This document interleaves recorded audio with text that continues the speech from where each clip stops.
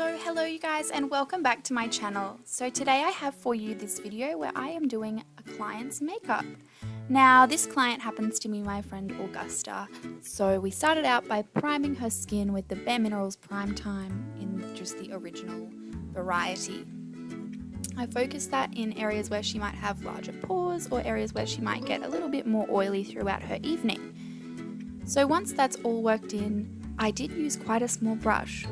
Just to note, we went on to apply the Too Faced Born This Way foundation. Now, as you can see, I am using my fingers to apply this. If it were a real client and someone who I wasn't friends with, I certainly wouldn't have used my fingers to wipe it on her face. I would have used a brush, but given that we are friends, I did have clean hands and all of that jazz, so she really wasn't concerned, and neither was I about me touching her face directly. I'm then going on to work that in with a Chi blending sponge. Actually, no, I tell a lie. This is the Eco Tools sponge. These are my favorite sponges. I love them so much. They've even overtaken my beauty blender, to be honest. It is the Eco Tools Perfecting Blender Duo, and they are amazing.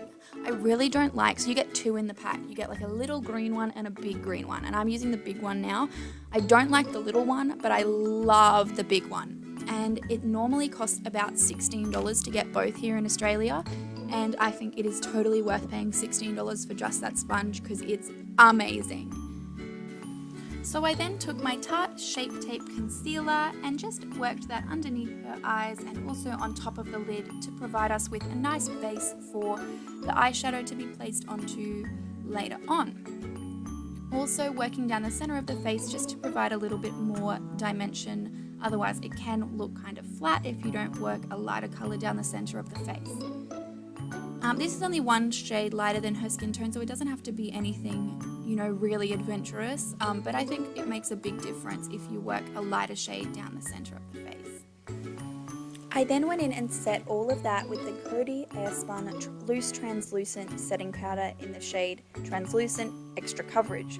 I'm really not sure how how a loose powder can be extra coverage if it's translucent, meaning that it doesn't have any color, but it works. It's like one of my favorite powders, so we just go with it because it works. I don't question these things, I just let it happen. I love it. I would highly recommend it. I haven't tried the Laura Mercier powder, but I have heard that it is quite similar to it. So yes, I really love it a lot.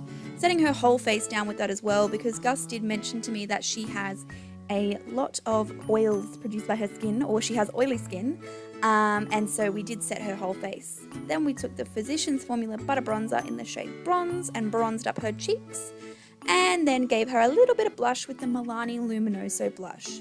Now, I also apologize if you can hear it, there is a huge thunderstorm going on, so we gotta power through. I used the Urban Decay highlighting palette to give her a beautiful golden highlight on her cheek and just down the center of her face. And then I went in and filled in her brows with the Freedom Cosmetics Brow Duo. It is a light powder and a dark powder, and it really just gives you a beautiful way to fill in the brows.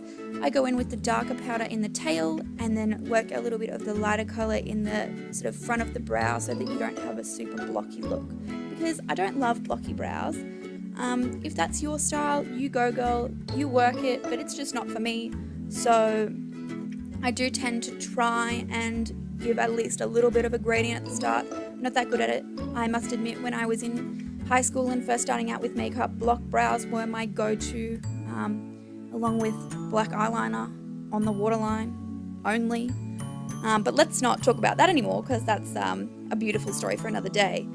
Working with the Too Faced Semi-Sweet Chocolate Bar Palette, I took the shade Nougat all over her lid and then worked the shade Peanut Butter over her crease and outer corner just to give a little bit more dimension. And finally I went in with the shade Truffled after that on a little brush from Morphe just to give a little bit of dimension in the outer corner.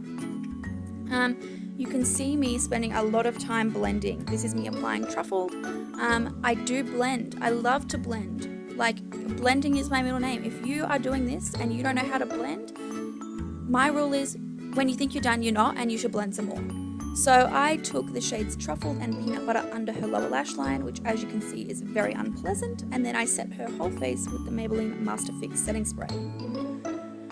I went a bit of a Maybelline theme because I then went on with the Lash Sensational on her lashes and gave her some beautiful long fluttery lashes with that mascara, and then Gus chose out the Jeffree Star liquid lip in the shade Androgyny.